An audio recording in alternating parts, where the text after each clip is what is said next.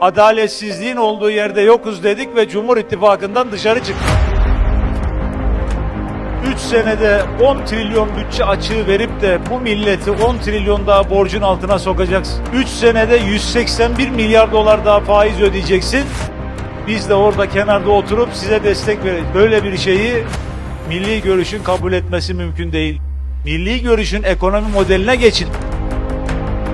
Bu borç, faiz, zam, vergi ekonomisini bırakın dedik, dinlemediler. Aynı tas, aynı hamam devam ettiler. Biz de sömürünün olduğu yerde yokuz, adaletsizliğin olduğu yerde yokuz dedik ve Cumhur İttifakı'ndan dışarı çıktık. Bundan sonra da hiçbir zaman adaletsizliğin ve sömürünün olduğu yerde olmayacak. Milli Görüş, önce millet diyen anlayıştır. Milli Görüş, paylaşımda adalet, adil ekonomik düzendir. Borç, faiz, zam, vergi ekonomisi yerine üretim, istihdam ve ihracat odaklı ekonomi demektir.